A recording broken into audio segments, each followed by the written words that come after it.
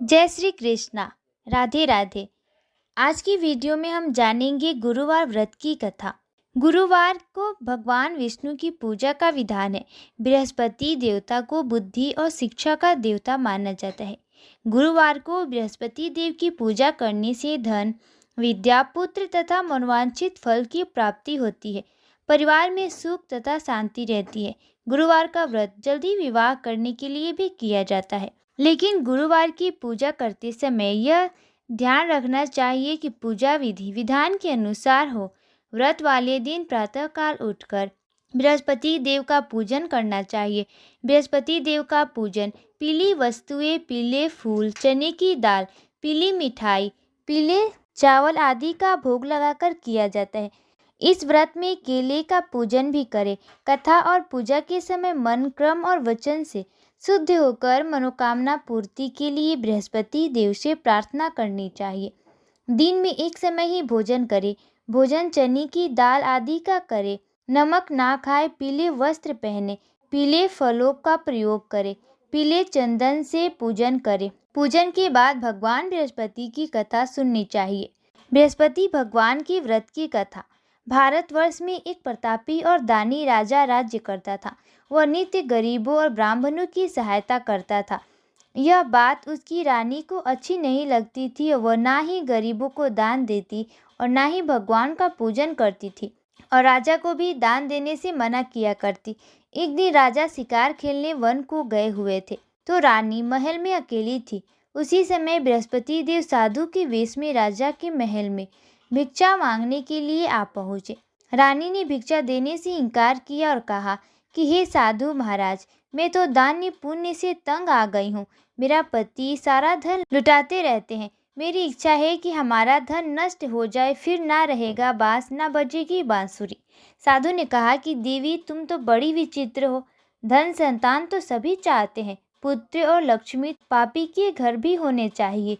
यदि तुम्हारे पास अधिक धन है तो भूखे को भोजन दो, प्यासे के लिए प्याऊ बनवाओ, मुसाफिरों के लिए धर्मशालाएं खुलवाओ। जो निर्धन अपनी कुंवारी कन्याओं का विवाह नहीं कर सकते, उनका विवाह कर दो। ऐसे और कई काम हैं जिनके करने से तुम्हारा यश लोक परलोक में फैलेगा। परंतु रानी पर उपदेश का कोई प्रभाव न पड़ा। वह बोली, महाराज, आप मुझे कुछ न समझाए। मैं तो धन नहीं चाहती जो हर जगह बांटती फिरूं। साधु ने उत्तर दिया, यदि तुम्हारी ऐसी इच्छा है तो तथा अस्तु। ऐसा करना कि बृहस्पतिवार को घर लीपकर, पीली मिट्टी से अपना सिर धोकर स्नान करना, भट्टी चढ़ाकर कपड़े धोना। ऐसा करने से आपका सारा धन नष्ट हो जाएगा। इतना कहकर वह साधु महाराज वहां से चले गए। साधु के अनुसार कई बातों को पूरा करते हुए रानी को केवल 3 बृहस्पतिवार ही बीते थे कि उसकी सारी संपत्ति, धन नष्ट हो गई। भोजन के लिए राजा का परिवार तरसने लगा। एक दिन राजा ने रानी से बोला कि हे रानी, तुम यहाँ रहो, मैं दूसरे देश को जाता हूँ, क्योंकि यहाँ पर सभी लोग मुझे जानते हैं, इसीलिए मैं कोई छोटा कार्य नहीं कर सकता। ऐसा कहकर राजा प्रदेश चला गया। वहाँ वह जंगल में लकड़ी काटकर लाता और शहर में बेचता। इस तरह वह अपना जीवन व्यतीत करने लगा। इधर राजा के प्रदेश जाते ही रानी और दासी दुखी रहने लगी। एक बार जब रानी और दासी को 7 दिन तक बिना भोजन के रहना पड़ा, तो रानी ने अपनी दासी से कहा कि हे दासी, पास ही के नगर में मेरी बहन रहती है। वह बड़ी धनवान है। तू उसके पास जा और कुछ ले आ, ताकि थोड़ी बहुत गुजर बसर हो जाए। दासी रानी की बहन के पास गई। उस दिन गुरुवार था और रानी की बहन उस समय बृहस्पतिवार व्रत की कथा सुन रही थी। दासी ने रानी की बहन को अपनी रानी का संदेश दिया, लेकिन रानी की बड़ी बहन ने कोई उत्तर नहीं दिया। जब दासी को रानी की बहन से कोई उत्तर नहीं मिला, तो वह बहुत दुखी हुई और उसे क्रोध भी आया। दासी ने वापस आकर रानी को सारी बात बता दी। सुनकर रानी ने अपने भाग्य को कोसा। उधर रानी की बहन ने सोचा कि मेरी बहन की दासी आई थी, परंतु मैं उससे नहीं बोली, इससे वह बहुत दुखी हुई होगी। कथा सुनकर वह पूजन समाप्त करके वह अपनी बहन के घर गई और कहने लगी कि हे बहन, मैं बृहस्पतिवार का व्रत कर रही थी। तुम्हारी दासी मेरे घर आई थी, परंतु जब तक कथा होती तब तक ना तो उठते हैं और ना ही बोलते हैं, इसीलिए मैं नहीं बोली। कहो दासी, क्यों गई थी?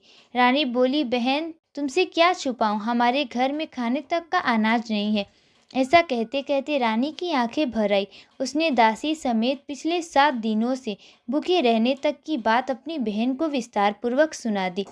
रानी की बहन बोली कि देखो बहन, भगवान बृहस्पति देव सबकी मनोकामना को पूर्ण करते हैं। देखो, शायद तुम्हारे घर में अनाज रखा होगा। पहले तो रानी को विश्वास नहीं हुआ, पर बहन ने आग्रह करने पर उसने अपनी दासी को अंदर भेजा तो उसे सचमुच अनाज से भरा एक घड़ा मिल गया। यह देखकर दासी को बड़ी हैरानी हुई। दासी रानी से कहने लगी कि हे रानी, जब हमको भोजन नहीं मिलता है तो हम व्रत ही करते हैं, इसलिए क्यों न इसी व्रत और कथा की विधि पूछ ले ताकि हम भी व्रत कर सके।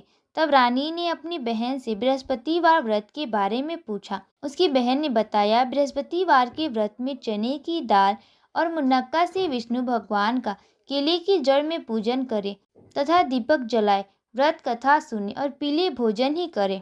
इससे बृहस्पति देव प्रसन्न होते हैं। व्रत और पूजन विधि बताकर रानी की बहन अपने घर लौट गई।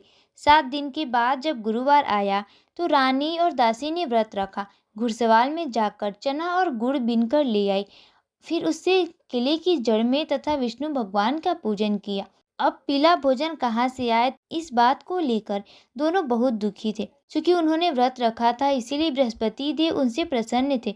इसीलिए वे एक साधारण व्यक्ति का रूप धारण कर 2 थालों में सुंदर पीला भोजन दासी को दे गए। भोजन पाकर दासी प्रसन्न हुई और फिर रानी के साथ मिलकर भोजन ग्रहण किया। उसके बाद वे सभी गुरुवार को व्रत और पूजन करने लगी। बृहस्पति भगवान की कृपा से उनके पास फिर से धन संपत्ति आ गई, परंतु रानी फिर से पहले की तरह आलस्य करने लगी। तब दासी बोली, देखो रानी, तुम पहले भी इस प्रकार आलस्य करती थी।